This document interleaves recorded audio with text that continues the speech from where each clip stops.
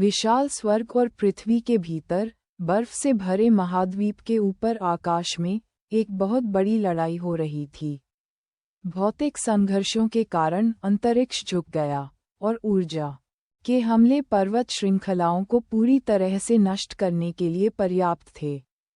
जो पुरुष और महिला लड़ रहे थे वे कभी प्रेमी थे, हालांकि अब वे मौत से लड़ रहे थे। मादा के पास एक अलग और जानलेवा आभा थी, जो सभी जीवित प्राणियों को दया की भीख मांगने के लिए घुटने टेकने पर मजबूर कर देती थी। उसके बाल अमावस्या की रात की तरह काले और झरने की तरह सीधे थे। उसकी आंखों में एक चांदी जैसी चमक थी जो किसी को एक नज़र से मोहित कर सकती थी और दूसरी नज़र से उसे स्तब्ध कर सकती थी। उसके पीछे एक सुंदर और चिकनी काली पूंछ भी थी। उसने आकाश में चंद्रमा को नियंत्रित किया तथा ऐसे आक्रमण किए जो सबसे गर्म आग को भी हमेशा के लिए जमा सकते थे, और आधे तारे उसकी आज्ञा का पालन करते हुए उसके सामने खड़े व्यक्ति पर टूटते तारों की तरह आक्रमण करते थे। नर में एक भव्य और अलौकिक आभा थी जो सभी जीवित प्राणियों को विस्मय और श्रद्धा से घुटने टेकने पर मजबूर कर देती थी। वह लंबा और सुंदर था, उसके सिर पर काले लहराते बाल थे। उसकी आंखों में एक सुनहरी चमक थी जो एक नज़र से आपका दिन रोशन कर सकती थी और अगली नज़र से आपको सुरक्षित महसूस करा सकती थी। उसके पीछे एक भव्य लेकिन आकर्षक, लंबी सुनहरी पूंछ थी। उसने आकाश में सूर्य को नियंत्रित किया, अपने प्रतिद्वंद्वी के भयानक हमलों का प्रतिरोध किया। सितारों के दूसरे आधे हिस्से ने उसकी दलीलों को सुना, उसके खिलाफ लगातार हमलों से बचाव किया। वह आदमी चिल्लाया, मैंने तुम्हें पहले ही बता दिया था कि मैंने तुम्हें धोखा नहीं दिया। यह सुप्रीम एल्डर ही था जिसने हमारे परिवार का स्थान लीक किया था। मादा ने व्यंग्य किया और शांति से उत्तर दिया, तो क्या हुआ, अगर तुम दूसरों को हमारे सबसे कीमती रहस्य और साधना तकनीकों के बारे में नहीं बताते, तो क्या उनमें हमला करने की कोई इच्छा होती? नहीं। आदमी खुद को रोक नहीं सका और पीछे हट गया। महिला ने यह मौका नहीं गंवाया और जब वह विचलित था, तो उसने उस पर एक विशाल चांदनी फेंकी। बूम! तारांकन वह मुश्किल से खुद को बचाने में कामयाब रहा, लेकिन पहाड़ को नष्ट करने वाले विस्फोट ने उसे सैकड़ों किलोमीटर दूर उड़ा दिया। जब वह गति को रोकने में कामयाब हो गया, तो पुरुष का चेहरा दर्द से विकृत हो गया, शारीरिक नहीं, बल्कि इस बात का दर्द कि उसकी प्रेमिका उस पर इस तरह का हमला कर सकती है। उसने उसे समझाने की पूरी कोशिश की, भले ही ऐसा था, लेकिन क्या हमने अपना बदला नहीं लिया है? महिला तुरंत उसके सामने प्रकट हुई और उसके चेहरे पर एक शक्तिशाली पूंछ के प्रहार से उसकी वाणी को वहीं काट दिया। आसपास का स्थान कांप उठा और वह आदमी चक्कर खाकर गिर पड़ा और उसके मुंह से खून बहकर पूरे पहाड़ में फैल गया। महिला उस पर चिल्लाई, उसकी आवाज बादलों को दूर ले जा रही थी। तुम्हारी हिम्मत कैसे हुई खुद को इसमें शामिल करने की? अगर मैं सीधे हमला न करती, तो क्या तुम कुछ करते? तुम कुछ नहीं करते। अगर मैं उनके खिलाफ मर भी जाती, तो भी मैं अपना बदला लेने में खुश होती, लेकिन तुम्हें हस्तक्षेप करना पड़ा, उनमें से कुछ को भागने पर मजबूर करना पड़ा और मेरे आत्मविस्फोट को रोकना पड़ा। कमीने! चांद की ऊर्जा और गिरते हुए तारों की अनंत मात्रा उसके चारों ओर एक भंवर में इकट्ठा होने लगी। जब वह आदमी पहाड़ से बाहर निकला और उसने ये देखा, तो उसकी आंखें बेतहाशा खुली रह गईं। उसने जल्दी से अपने हमले की शुरुआत की और बाकी तारों को इकट्ठा किया और उन्हें सूर्य की ऊर्जा के साथ मिलाकर खुद का बचाव किया। Ads by pub future. हालांकि उसके हमले से बचाव की तैयारी करते हुए भी वह पागलों की तरह चिल्लाने से खुद को नहीं रोक पाया। तुम चेंजर, क्या तुम इस पूरे महाद्वीप को नष्ट करना चाहते हो? यह पागलपन बंद करो। तुम ये क्यों नहीं समझते कि मैंने तुम्हारे लिए अपने प्यार के कारण ही सब कुछ किया है। हम हमेशा अपने परिवार का पुनर्निर्माण कर सकते हैं। चेंज अपने दिल में दर्द महसूस किए बिना नहीं रह सकी ताएयांग। भले ही यह सच हो, हमने जो कुछ भी किया है उसके बाद हम उसी तरह नहीं रह सकते। हमारा परिवार चला गया है। हमारी शक्तियां पहले की तुलना में आधी ही रह गई हैं। ये हमला निश्चित रूप से मुझे अपंग बना देगा जब मैं इसका इस्तेमाल करूंगी। चूंकि तुम मुझसे प्यार करने का दावा करते हो, इस हमले को मत रोको और मैं तुम्हारा हमला नहीं रोकूंगी। हम अपने अगले पुनर्जन्म में मिलेंगे। फिर उसने अपनी लड़ाई की शुरुआत के बाद से अपनी पहली मुस्कान दिखाई। यह असीम सौम्यता वाली मुस्कान थी, जैसे चांद रात में आपकी रक्षा करता है। ताएयांग दर्द में अपनी आंखें बंद करते हुए ऊर्जा इकट्ठा करना जारी रखता था।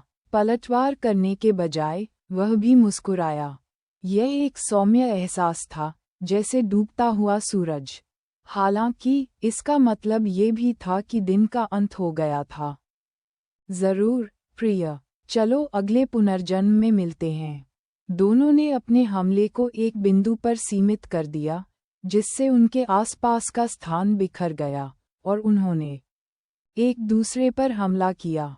दोनों हमले एक दूसरे को बाल के बराबर अंतर से पार करते हुए दूसरे पक्ष के सीने में लगे। इसके बाद एक विस्फोट हुआ जिसने स्वर्ग और पृथ्वी को उलट दिया। उस प्रलयकारी युद्ध के बाद युग बीत गए, महाद्वीप बदल गए और युग बीत गए। ठीक 910 साल बाद दुनिया के एक कोने में एक चमत्कार हुआ। चारों ओर बेहद खुशी भरी हंसी गूंज रही थी। हंसने वाली महिला एक बेहद खूबसूरत महिला थी। उसके काले सीधे बाल उसके मुलायम और चुलबुले नितंबों तक पहुंच रहे थे और उसकी लाल आंखें एक आकर्षक लाल रोशनी बिखेर रही थीं। उसकी 173 सेमी की ऊंचाई और पतला शरीर उसे एक सुंदर स्वभाव देता था। अभी वह एक पहाड़ की चोटी पर नग्न अवस्था में थी और उसके नीचे एक जटिल संरचना थी। संरचना ने ऊर्जा को अवशोषित किया और उसे महिला के गर्भाशय में भेज दिया। इस गुप्त और प्राचीन मकबरे के अंदर मिले प्राचीन पाठ और अपनी स्वयं की भयानक समझ की प्रतिभा के साथ उसने एक बार उपयोग की जाने वाली तकनीक बनाई जिससे वह गर्भवती हो सकती थी यदि वह सूर्य के प्रकाश, चंद्रमा और तारों की रोशनी में स्नान करती। हालांकि उसके मौलिक गुण मेल नहीं खाते थे, फिर भी एक चमत्कार हुआ। जब वह हार मानने वाली थी, तो दो निराकार ऊर्जाएं अवशोषित करने वाले समूह में प्रवेश कर गईं और एक में मिलकर सूर्य, चंद्रमा और सितारों की सारी ऊर्जा को अवशोषित कर लिया। इससे उसके अंदर एक छोटा सा जीवन पैदा हुआ। आखिरकार, पाठ के अनुसार, मुझे इन ऊर्जाओं को अवशोषित करते हुए और उन्हें भ्रूण तक भेजते हुए ध्यान करना होगा। ऐसा करने में कितना समय लगना चाहिए? मुझे उम्मीद है कि मुझे यहाँ 100 साल तक नहीं रहना पड़ेगा। बस मजाक कर रहा हूँ, हा हा हा। Ads by pub future. उसने क्षितिज पर देखा, जैसे हजारों किलोमीटर दूर सेना का झंडा लहरा रहा हो। उसकी गहन साधना ने उसे इतनी दूर तक देखने में सक्षम बनाया। ये चंद्र साम्राज्य के उन अथक लोगों का काम होगा। क्या वे 1 साल के लिए भी सूर्य साम्राज्य के खिलाफ युद्ध करना बंद नहीं कर सकते? अच्छा, चलो ध्यान करते हैं। मुझे अपने छोटे प्रेमी को अच्छे से बड़ा करना है। फुफुफुफु। जी हाँ, ये पागल औरत अपनी ऊर्जा या रक्त का उपयोग किए बिना एक बच्चे को जन्म देने और उन्हें अपने भावी प्रेमी के रूप में पालने की कोशिश कर रही थी। वह वास्तव में लिंग की परवाह नहीं करती थी। जब तात्याना निस्वार्थ साधना में प्रवेश करने की तैयारी कर रही थी, तो दूसरे आयाम की एक मानव आत्मा एक मिशन के साथ प्रकट हुई। वह थी पुरुष शिशु की आत्मा को अपनी आत्मा से बदलना और पुनर्जन्म लेना।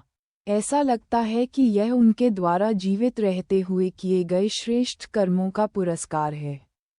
बिना ज्यादा सोचे समझे, ये सीधे गर्भवती महिला के पेट में घुस गया और फिर एक सुंदर और निष्पक्ष हाथ से पकड़ा गया। महिला की खूबसूरत लाल आंखें अब दूसरी दुनिया की आत्मा को देखते हुए अशुभ रूप से चमक रही थीं। कहो छोटी आत्मा, मेरे बच्चे से आगे निकलने की हिम्मत कैसे हुई? हम एट नॉवल बनट आत्मा ने उस रहस्यमयी भगवान द्वारा दी गई शक्ति की मदद से संघर्ष करने की कोशिश की। हालांकि उस महिला ने अपने आध्यात्मिक दबाव का इस्तेमाल किया और आत्मा पर इतना अत्याचार किया कि वे अपने आत्मा रूप में भी दम घुटने लगे। लगता है कि आपके पास बहुत ऊर्जा है। बिल्कुल सही, आप मेरे बच्चे के लिए पोषण का काम करेंगी। फिर उसने आत्मा की यादों और आत्मबोध को नष्ट कर दिया, उसे छोटे छोटे टुकड़ों में फाड़ दिया और मुस्कुराते हुए उसे थोड़ा थोड़ा करके अपने बच्चे को खिला दिया। लेकिन उसे नहीं पता था कि इस क्रिया से होने वाले 2 बच्चे एक हो जाएंगे और परिणामस्वरूप बच्चा बाकी से कुछ अलग होगा। मैं उनका नाम क्या रखूं? यल्ली बागोगा। वह अपनी भौहें सिकुड़े बिना नहीं रह सकी। वह कभी भी नामों के मामले में अच्छी नहीं रही। मेरे पास सोचने के लिए कुछ साल हैं, इसलिए कोई समस्या नहीं है। और इसलिए उस क्षेत्र के चारों ओर एक गुप्त संरचना स्थापित करने के बाद वह एक निस्वार्थ साधना अवस्था में प्रवेश कर गई ताकि समय तेजी से बीत जाए। चलो एक अलर्ट लगाते हैं जो मुझे जन्म देने से 1 साल पहले जगा देगा। 89 साल बाद उसने बीते हुए समय को देखा और पलकें झपकाईं, फिर दोबारा झपकाईं। मैं तात्याना 100 सालों के बारे में मजाक कर रही थी। किसने सोचा होगा?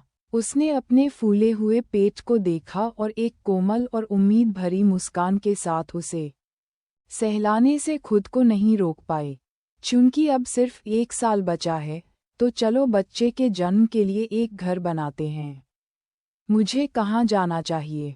चलो चांद साम्राज्य चलते हैं। कोई भी साम्राज्य अच्छा है।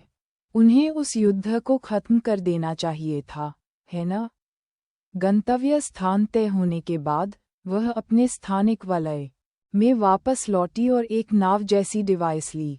वह उसमें सवार हुई और वहां से गायब हो गई। Ads by pub future. उपन्यास बिन लाइट नॉवेल, वेब नॉवेल, कोरियाई उपन्यास और चीनी उपन्यास ऑनलाइन मुफ्त में पढ़ें।